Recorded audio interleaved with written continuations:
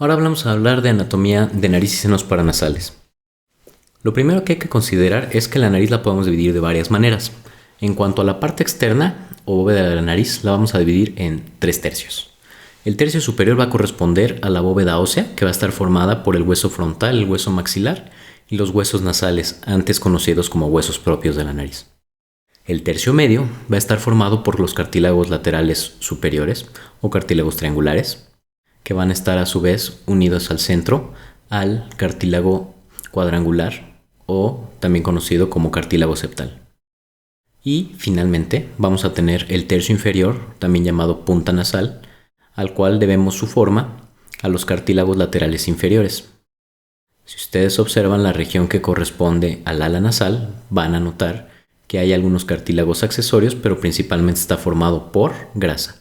Es decir, la forma y la resistencia de la válvula nasal externa o la narina va a depender principalmente de los bordes inferiores o caudales del cartílago alar, mientras que en la parte interna la válvula nasal interna va a estar formada principalmente por ese ángulo que se va a formar entre el septum y el cartílago lateral superior. Lo vamos a ver un poco más adelante. Visto en una visión basal, lo que tenemos es la espina nasal sobre la cual se va a insertar el septum o el cartílago septal, más propiamente, y los 3 segmentos que forman al cartílago lateral inferior. Estos 3 segmentos son la crura media, que forma la columela, la crura intermedia, que forma los domos, y la crura lateral, que va a formar el ale propiamente.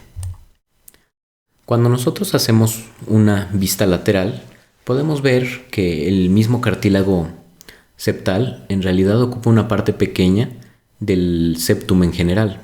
El septum va a tener componentes membranosos que están anteriores al cartílago, el cartílago cuadrangular, y este va a tener a su vez articulación con el hueso nasal, con los cartílagos laterales superiores, con el hueso frontal, con la lámina perpendicular del etmoides, el vómer, la maxila, el palatino y segmentos del esfenoides.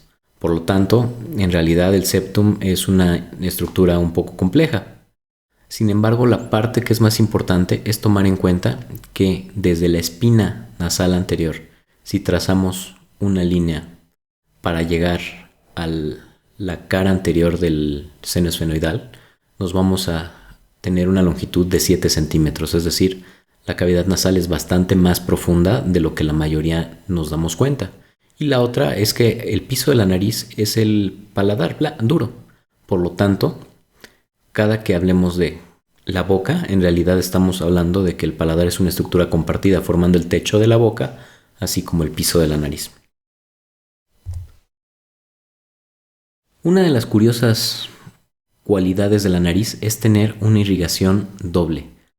Para que puedan entender este esquema, lo que está sucediendo es que a una fosa nasal se le está partiendo en dos, de tal manera que en la parte inferior vemos lo que está en la pared lateral y en la parte que queda doblada hacia arriba, en la superior, vamos a encontrar el septum. Si ustedes ven pegados al plano de sección que se le formó a esa nariz, vamos a tener varios vasos. Los principales de ellos van a ser de anterior a posterior la arteria etmoidal anterior, la arteria etmoidal posterior y la salida de la arteria esfenopalatina. Estos van a ser los vasos más importantes. Y una de las cosas que es más destacable acerca de la nariz en cuanto a irrigación es que vamos a tener 2 sistemas que se van a intercomunicar. La carótida interna, a través de las arterias etmoidales, van a estar irrigando la cavidad nasal, principalmente en el techo, mientras que las ramas de la carótida externa, principalmente la esfenopalatina, que es una rama de la maxilar interna, van a estar dando la irrigación de la pared lateral nasal, el esfenoides y también parte del septum en sus porciones posteriores. Además de estas, vamos a encontrar también un poco de irrigación dada por la arteria labial, por las arterias palatinas. Principalmente cuando ustedes ven hacia el septum, vamos a tener una zona sobre el cartílago cuadrangular que es unión tanto de los cartílagos de la punta, es decir, el cartílago lateral inferior y el cartílago septal, aunados a las ramitas que se forman de la palatina y la labial, y algunas ramas distales de la esfenopalatina. Este punto se llama plexo de Kieselbach o área de Little, y en los niños es un área muy frecuente de sangrado. Por otro lado, la porción posterior, donde la esfenopalatina va a tener anastomosis con algunas ramas de la faringe ascendente y de la palatina mayor, va a formar otro plexo llamado plexo de Woodruff, que es sitio de sangrados posteriores.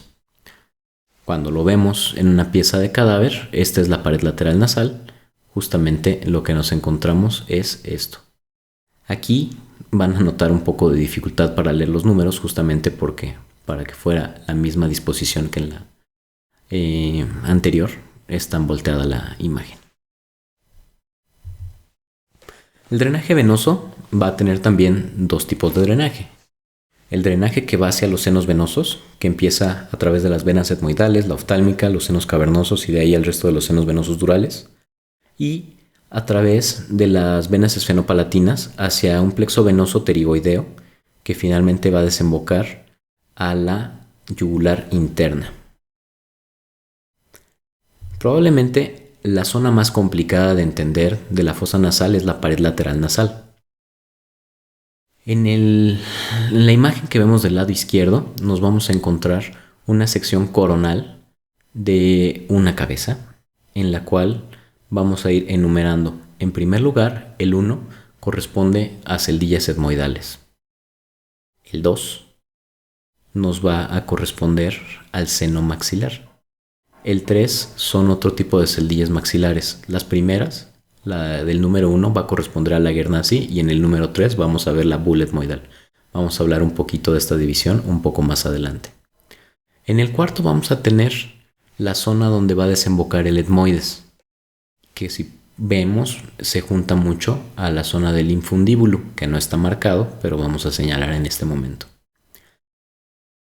El 5 es el cornete medio. El 7 el cornete inferior. El 6 es el meato medio. Y el 4 va a estar justamente correspondiendo al complejo osteomeatal. El complejo osteomeatal se forma por la unión de las estructuras que desembocan justamente hacia el meato medio. Y de esas vamos a hablar un poco más adelante. En el 8 vemos el meato inferior y en el 9 nos vamos a encontrar al septum nasal. Si nosotros vemos solamente la pared lateral nasal en una vista sagital, vamos a encontrarnos, tomen en cuenta dónde está el seno esfenoidal para recordar qué porción es posterior, que yéndonos de anterior a posterior, que en la imagen de la derecha corresponde de derecha a izquierda, lo primero que nos vamos a encontrar es el cornete inferior, marcado como IT, posteriormente el cornete medio, que está marcado como MT, y finalmente el cornete superior o ST. Y los espacios que nos encontramos por debajo de cada uno de ellos marca su meato, es decir, el cornete superior tiene por debajo de él el meato superior, el cornete medio, el meato medio, y el cornete inferior, el meato inferior. Con esta imagen no es difícil imaginar cómo el esfenoides, que estamos marcando en este momento, y el etmoides posterior drenan justo hacia el meato superior, mientras que el maxilar, el etmoides anterior y el frontal desembocan en el meato medio porque son los que están adyacentes. El meato inferior, lo único que va a estar drenando es lo que llega por el conducto nasolagrimal, o sea, las lágrimas.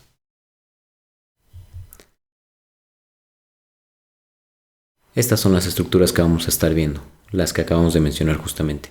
La superficie nasal que corresponde al seno maxilar, los cornetes y la lámina perpendicular del hueso palatino que es posterior. Hablando ya de los senos paranasales, el más grande de ellos es el seno maxilar. El seno maxilar justamente se encuentra por debajo del ojo, la pared llamada techo de este, va a formar al piso de la órbita. En la porción inferior vamos a tener el paladar duro y los alvéolos de la maxila. Lateral al proceso cigomático. Posterior vamos a tener la fosa infratemporal, la fosa pterigoidea. Y la porción medial es la más complicada. Va a desembocar por una estructura llamada infundíbulo. Ese infundíbulo es el caminito que va a llevar hacia el hiato semilunar, y el hiato semilunar es ese espacio pequeñito que se forma entre la órbita y el proceso uncinado. Este es propiamente el lugar por el cual va a estar drenando todo el moco. Si nosotros vemos de anterior a posterior, nos vamos a encontrar una zona que es el proceso uncinado o falciforme, que justamente tiene la forma de una hoz y que va a estar cubriendo parcialmente la salida del seno maxilar. Este es una de las causas por las cuales existen las sinusitis crónicas. Aprovechando este dibujo, vamos a ver también la localización de la bula etmoidal, que se considera la primera de las celdillas del etmoides anterior, y cómo podemos tener también espacios o recesos que se encuentran por encima de esta bula. Aquí tenemos otro esquema en el cual se alcanza a ver el infundíbulo, el hiato semilunar, que es su desembocadura, y el proceso uncinado. En el siguiente que vamos a ver son un esquema muy parecido y una visión en la cual estamos tomando un corte axial.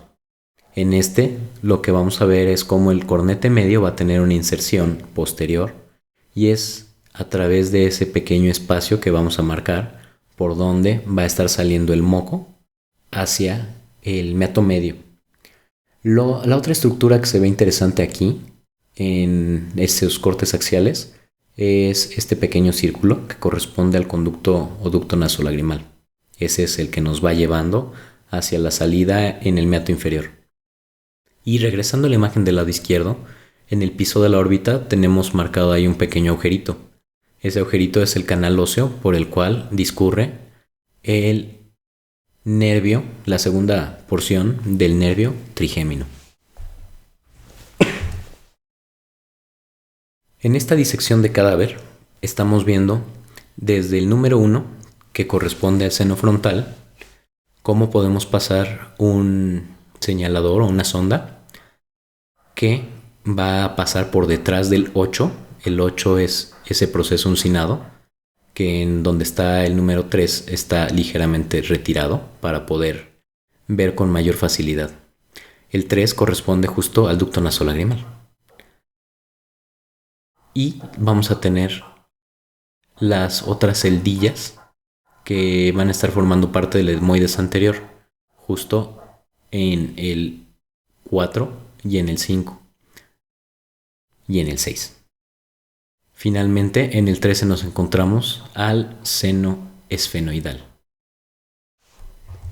Si nosotros vemos en una tomografía, justamente vamos a ver cómo tenemos el seno frontal en la porción izquierda superior, su desembocadura a través del conducto nasofrontal, y cómo este va a tener relación con unas celdillas que se llaman Aguernasi y la bula etmoidal. Este es el mecanismo a través del cual el frontal va a estar drenando en el meato medio. Aquí también podemos ver la diferencia que hay entre las celdillas del etmoides anterior, las celdillas del etmoides posterior y su desembocadura, así como el esfenoides, ya que aquí tenemos marcados tanto el meato medio como el meato superior. Una vez más, hablando del complejo osteomeatal, el complejo osteomeatal está formado por el infundíbulo, las celdillas etmoidales anteriores con sus ostia, que es el plural de los ostiums, y la hostia del seno maxilar. Generalmente es una natural y probablemente en algunos casos podemos encontrar una accesoria, el meato medio y el hiato semilunar. Este sitio es importante porque prácticamente la patogénesis de la sinusitis se da en este lugar. Encontrar sinusitis esfenoidal aislada es rara, de la misma manera que etmoidal posterior, Sin embargo, encontrar sinusitis maxilar, etmoidal o frontal, que son las más comunes, van a depender del bloqueo de esta zona. Así que se podría decir que anatómicamente este es el sitio responsable de las infecciones de los senos paranasales. Un bloqueo en este lugar generalmente bloquea no solamente un seno paranasal, sino todos ellos. Finalmente, en la porción más posterior de la cabeza vamos a encontrarnos al seno esfenoidal. El seno esfenoidal va a tener la localización central en el cráneo y también va a estar en íntima relación con el seno cavernoso, igual que la desembocadura de los ópticos. Es de vital importancia conocer estas relaciones, especialmente para los especialistas, ya que muchas veces tenemos que hacer abordajes a través del seno para poder llegar a la silla turca con abordajes mínimamente invasivos. También la otra relación que hay importante ahí va a ser la carótida. Esta es una imagen de una tomografía de un paciente sin ninguna patología, en la cual podemos ver cómo se encuentran los senos maxilares con sus infundíbulos. Podemos ver fácilmente el proceso uncinado, las celdillas etmoidales anteriores y lo delgada que es la base de cráneo. Voy a hacer un pequeño dibujo de cómo es que se comunican las arterias etmoidales desde la órbita hacia la parte intranasal y posteriormente cómo atraviesan la fobia etmoidal, que es ese hueso delgado, para darle irrigación al bulbo olfatorio. Así que esta es también una de las partes importantes de saber de anatomía para quien está operando este sitio. Está la relación también de cómo la órbita tiene una pared muy delgada que corresponde a la lámina papirácea, separándola de las celdillas etmoidales. Y esta es una de las cosas que tenemos que entender cuando vamos a hablar de complicaciones de sinusitis. Finalmente, cabe mencionar que cuando conocemos a una persona, lo primero que vemos es su cara. Y de su cara, la prominencia que más nos va a llamar la atención va a ser la nariz. De tal manera que cuando hablamos de aspectos estéticos nasales, tenemos que conservar ciertas simetrías para conformarnos al estándar de belleza caucásica. Es decir, normalmente la cara se debe poder dividir en 3/3, que son horizontales, y 5/5, que son verticales. Y deberíamos de cubrir algunos detalles en cuanto a los ángulos que se forman en la porción de nasolabial, que quiere decir el ángulo de la punta de la nariz hacia el labio, y nasofrontal, que es el dorso con la porción frontal. Todos estos solemos hacer valoraciones justo antes de llevar a un paciente a cirugía estética y son los que van a dictar qué es lo que se le tiene que hacer. Pero bueno, en cuanto a la anatomía que debemos de saber para poder entender la patología nasal, la hemos cubierto rápidamente.